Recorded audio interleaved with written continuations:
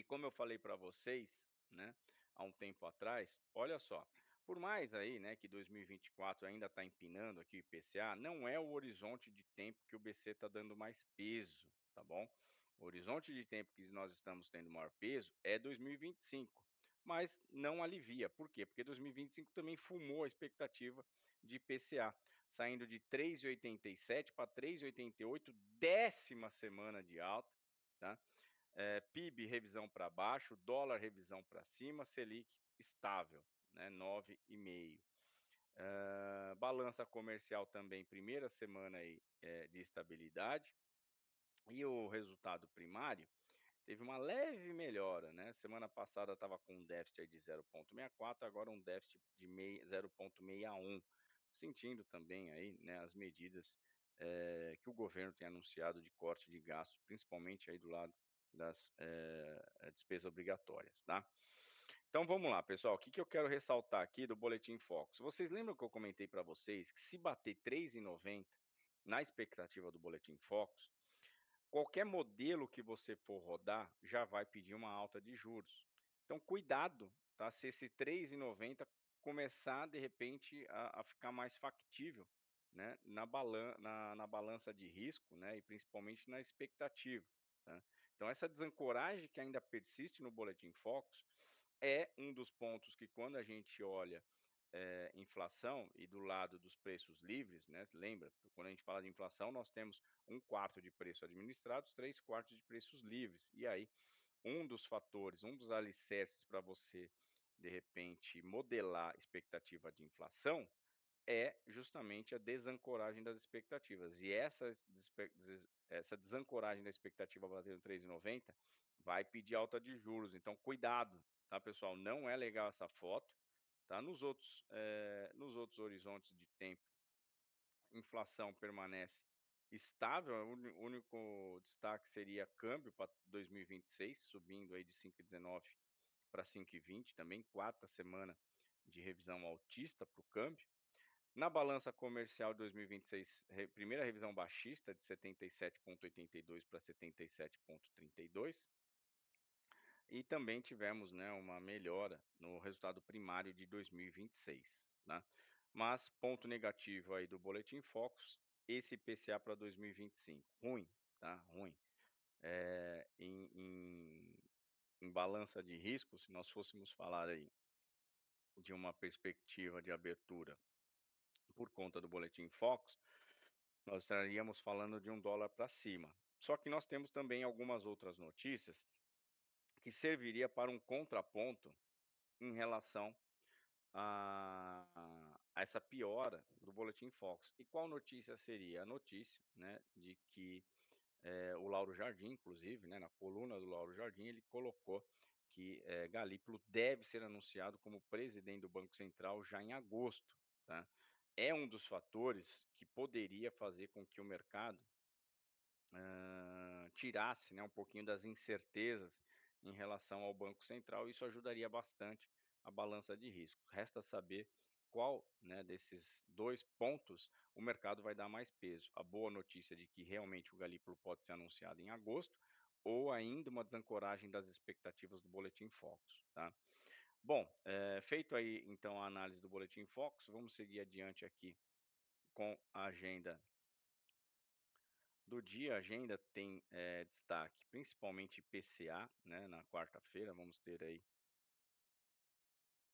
o principal dado de inflação na quarta-feira. Deixa eu colocar aqui na semana, para a gente fazer uma análise rapidinho aí da semana, tá. Bom, hoje, né, praticamente aí nós já tivemos aí um indicador importante de inflação que o mercado estava monitorando, que é o IGPDI, veio melhor que o anterior, 0,87, o anterior veio com 0,50, uma melhora então considerável em relação, ao IGPDI mensal, tá, pessoal, fechado já.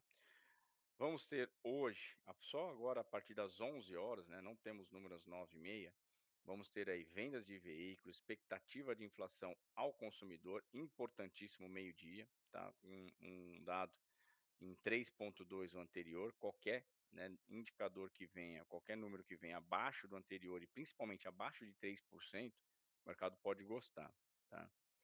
Hã, vamos ter aí mais, indicadores saindo só no meio de meio, né, meio de meio a gente vai ter leilão aí de 3 T-bills aí de 3 e 6 meses, depois só CFTC às 4h30, tá. Amanhã, principal dado do dia, discurso aí, né, do Michael Barr, que é vice-presidente de supervisão do Fed. Aí 11 horas nós vamos ter o depoimento do Powell na Câmara. E aí, né, na terça na amanhã, terça-feira, na Câmara e na sexta na quarta no Senado, tá. Vamos ter também discurso aí da Janet Yellen, 11 horas no mesmo horário. Janet Yellen que é secretária né, presidente do Banco Central Americano, agora é secretária do Tesouro. Leilão, de T-bills de 52 semanas, depois nós vamos ter mais leilão de notes de 3 anos, 14 horas, 14h30 discurso de Michel Bowman, membro também do FONC. Às 17h30, relatório, né, de estoque de petróleo pela agência API. E aí depois, no final do dia, importantíssimo, amanhã, inflação na China. A China que vem aí com o 5º dia, né, de quedas na bolsa por lá, principalmente na expectativa de novos estímulos por parte do governo chinês, já que nós vamos ter a reunião, né, do banco não, perdão, do Partido Comunista Chinês, para falar aí sobre, né, a nova, vamos dizer assim, guinada na atividade, a nova matriz, né, a nova guinada da matriz chinesa, que eles querem fortalecer cada vez mais a produção industrial, a área industrial, né, e deixar um pouco de lado o foco no desenvolvimento imobiliário, tá. Então na quarta-feira nós vamos ter aí, dados de hipotecas, né, dados de moradia nos Estados Unidos às 8 horas da manhã, depois às 9 horas IPCA fechado, mensal aí de junho, importantíssimo também. Vamos ter, depoimento de novo, né, como eu falei para vocês, só que agora no Senado, de Jeremy Powell, normalmente repete, né, só muda um pouquinho ali o Q&A, né, a sessão de perguntas e respostas no final do seu depoimento. Estoque no atacado às 11 horas, importante também, vendas no atacado. Estoque de petróleo às 11h30 da manhã, meio-dia aquele indicador, né, da Thomson Reuters, o índice que mede também, atividade por lá. E depois às 14h30, fluxo cambial aqui no Brasil. Austan Gusby do Fed vai falar também às 15h30, Michel Bowman, bastante falas aí dos dirigentes do Fed, inclusive Lisa Cook mais no final do dia. Quinta-feira, a partir ali das 9h30 da manhã, CPI nos Estados Unidos, esse daqui eu não preciso nem falar, né, galera. Esse daqui importantíssimo, acho que vai ficar aí, né, como principal destaque da semana junto com o IPCA.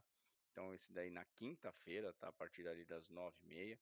Depois nós vamos ter, ainda na quinta-feira, pedidos de seguro-desemprego, mais leilão de T-bills de 4 e 8 semanas. Raphael Bosque do Fed de Atlanta falando às 12h30. Balanço orçamentário às 15 horas, às 14, um pouquinho antes, leilão de 30 anos dos Estados Unidos, importantíssimo. E depois, na quinta-feira, final do dia, já quase na reta final aí, dados da balança comercial chinesa, não preciso nem falar o impacto que tem para os nossos negócios aqui, para a nossa balança comercial. Importantíssimo também monitorar e analisar a balança comercial chinesa, tá, pessoal? Bom, e aí na sexta-feira, já na reta final da semana, PPI nos Estados Unidos, lembrando, inflação ao produtor, normalmente serve como uma sinalização de importação, de inflação ou deflação. O que que eu quero dizer? Normalmente a inflação ao produtor tem, uma perspectiva de contaminar o CPI, ou seja, ele exporta o sentimento para o CPI. Então, se nós tivermos um PPI como o anterior inclusive mostrou deflação, né, e isso resulta numa sinalização de exportação, né, de deflação para o CPI. Então, se nós tivermos de novo uma surpresa benéfica do lado da inflação, ao inflação ao produtor, pode, né, transmitir também um sentimento aí de contaminação, de melhora também para o CPI, tá. Depois das 11 horas, expectativas de inflação e também de confiança do consumidor da Universidade de Michigan, inflação, né, de 1 e 5 anos, que é divulgado junto com a confiança do consumidor. Depois, 1 hora da tarde, 1 hora não, perdão, 14 horas, contagem ali de sondas do Baker Hughes, contagem de sondas ativas nos Estados Unidos, dado ligado aí, deixa eu puxar um pouquinho para cá, dado ligado aí ao setor de petróleo, tá bom? Então, feito aí também o panorama da agenda do dia e da semana, vamos para o nosso overview e depois o técnico.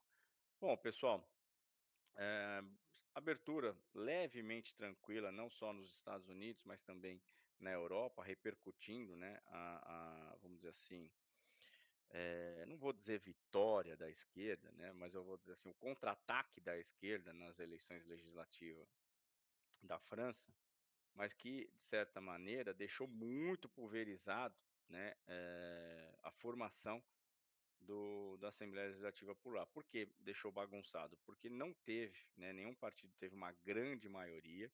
A grande preocupação dos investidores agora passa a ser como, né, que o Macron vai conseguir governar com uma, vamos dizer assim, uma polarização, né, em relação às questões, não só, né, obviamente sociais, inclusive, né, chegaram a falar sobre, de novo, né, medidas sociais que podem ser anunciadas na França e que geraria, né, mais, um pessimismo em relação à governabilidade do que uma melhora.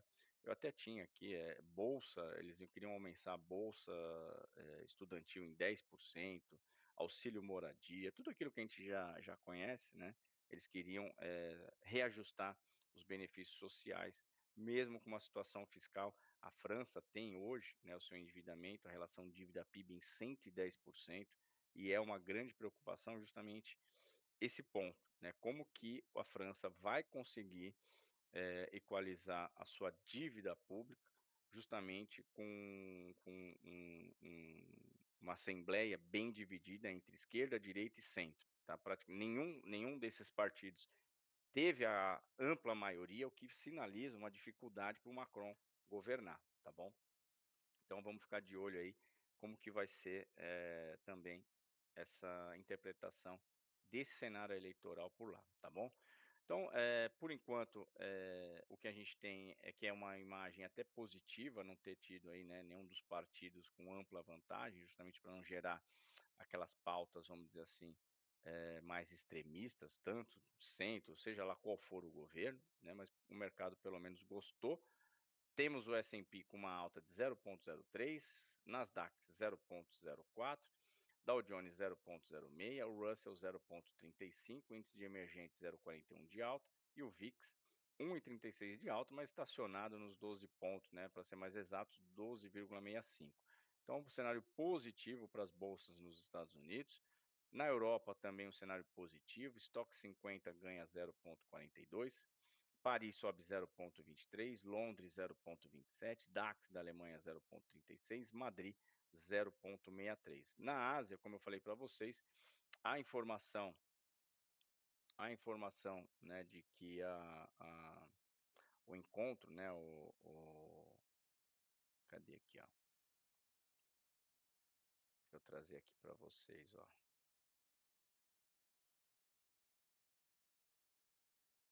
Esse é o principal ponto, tá, ó. As ações da China e de Hong Kong fecharam em baixa nesta segunda-feira, com o índice referencial registrando queda, sua quinta, né, sessão consecutiva de perdas, uma vez que os investidores esperam por mais medidas de estímulos nas próximas reuniões do governo, em meio a uma recuperação econômica fraca e aumento das tensões geopolíticas e saída de capital estrangeiro. Então, temos aí, né, um cenário aqui, ó, reunião, aqui, ó, nesta segunda-feira, o Banco Central da China disse que começará a realizar acordos temporários de recompra de títulos ou acordos de recompra reversa para tornar as operações de mercado aberto mais eficiente e manter a ampla liquidez do sistema bancário. Essa notícia não veio, né, a calhar, justamente porque todas as vezes que você fala em liquidez do sistema bancário, sinaliza que o mercado precisa de injeção de estímulo por parte do governo. E aí está aqui aquilo que eu falei para vocês, né, os investidores estão aguardando o terceiro plenário neste mês, que se concentrará em políticas para aprofundar ainda mais as reformas a promover a modernização da China, tá. Então nós tivemos aí os índices asiáticos fechando em queda, CSI 300 caiu 0,85, SLC Composto caiu 0,93, índice Hang Seng de Hong Kong 1,55, Kospi seu 0,16, Nikkei 0,32, Nifty 50, bolsa da Índia 0,01 de queda. Curva de juros aqui vai ficar mesmo pela interpretação do IGPDI, que veio melhor, também vai tentar digerir a notícia de que o Galípolo pode ser o presidente do Banco Central a ser anunciado em agosto, e também a desancoragem da expectativa do Boletim Focus. Bastante coisa para ser digerida aí pelo DI, tá? Curva de juros global, por enquanto, sinaliza até uma abertura mais altista do DI. 10 anos da Alemanha, 2 pontos de alta, 0,79, França 0,22, Reino Unido 0,12, Itália na contramão recua 0,30 e as Treasuries, 2 anos sobe 0,54 e 10 anos 0,61. Na margem, a curva de juros americano subindo 2 pontinhos e meio.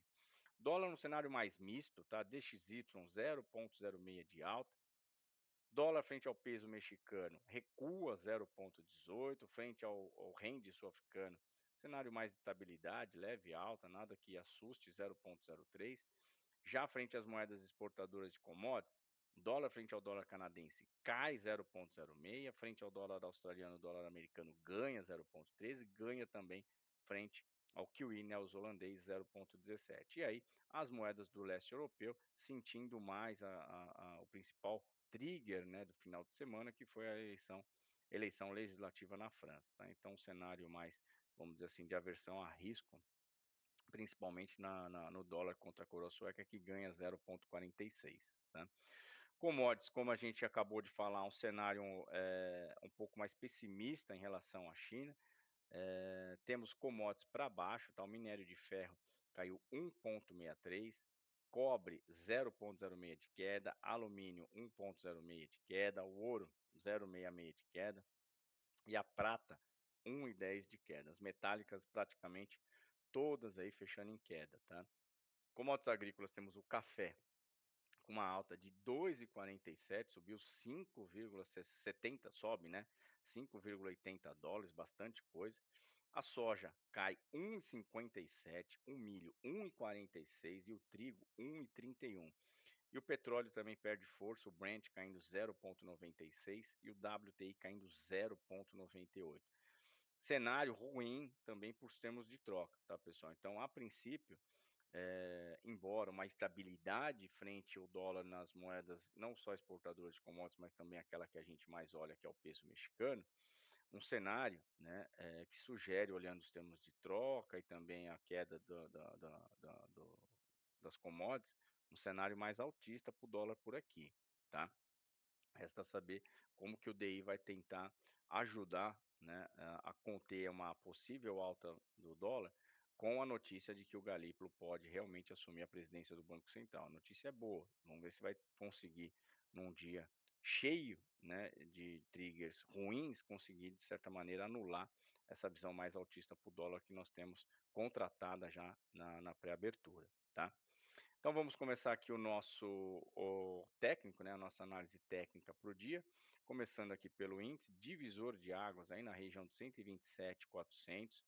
Temos uma possível formação de um topo duplo aí, no 15 minutos, no diário também vai aparecer, só que para confirmar esse topo duplo, precisa perder essa região dos 126.700, 126.650, tá, que é bem também onde está a região aí da média de 200. Perdendo esse miolo, já confirma o topo duplo e pode fazer com que o mercado escorregue até essa região de 125.350, 125.400, tá. Para cima, para desmontar essa possível formação do topo duplo, precisa justamente ganhar o 128.200. Ganhando 128.200 e levando também, a stops, né, principalmente, da ponta vendida do não residente, já vou mostrar para vocês nos contratos em aberto. Aí nós temos aí 129.590 e 131.675 como possíveis alvos, tá. Para baixo, perdendo aí também a média de 200, 126,138, 125,350 e uma possível bipolaridade que vai dar um pouquinho mais de trabalho de perder, 124,460, tá? Pelos contratos em aberto, conforme eu falei para vocês, nós tivemos destaque de venda pelo não residente, ponta vendida do gringo, vendeu 10.152 contratos, ponta comprada diminuiu 800 contratos, saldo vendedor pelo não residente, 10.952 contratos, tá? Ponta comprada de fundo local aumentou 3.300 contratos e a ponta vendida do fundo local diminuiu 5.340 contratos, sinal de desconforto do fundo local vendido. Saldo comprador por fundo local, 8.692 contratos. Quem também atuou bem na compra, banco, tá? Banco comprou 3.224 contratos, saldo comprador 3.168, porque a ponta vendida aumentou 56 contratos. Nada relevante, tá? E para fechar nossa leitura, técnica, dólar. Divisor de águas do dólar aí nos 60 minutos, região do 5,482 até o 5,478, tá? Do 78 até o 82, possível região aí de divisor de águas. Caso o mercado, né, trabalhe abaixo do divisor de águas, suportes no 5,430, 5,399, 5,365 e 5,338. Eu estou vendido no swing trade nessa região dos 5.400, 5.380 eu zero, né, o swing trade. Para cima, se ganhar o divisor de águas, levar VWAP também do dia anterior, ali na região dos 5.05, tem a LTA perdida para retestar e a confirmação se vai conseguir trabalhar acima ou não, tá? Recusando a LTA e voltando a cair, é a confirmação de queda que a gente precisa. Aí tende a impulsionar esse mercado, tende a impulsionar essa formação de topo que a gente viu ali no 5.716, tá? Só volta a animar a compra mesmo se ganhar o 5.557, tá? Ganhou o 5.557, caminho livre para testar os 5.700. E nos contratos em aberto, dólar e mini dólar, aqui ó, destaque ponta do não residente. Cara, trocaram muita farpa, trocaram muito fogo. 6.745 foi o aumento da ponta comprada, o estoque agora em 422. Ponta vendida aumentou quase 8.000 contratos, levando o estoque aí a 280.000, saldo vendedor 1.200, tá? Quem também vendeu foi fundo local, ponta comprada diminuiu, 565 contratos e ponta vendida aumentou 4.887, saldo vendedor aí de fundo local 5.400 contratos. Na contraparte dessa venda, bancos, saldo com saldo comprador 4.762, e pessoa física saldo comprador de 1.121 contratos, beleza?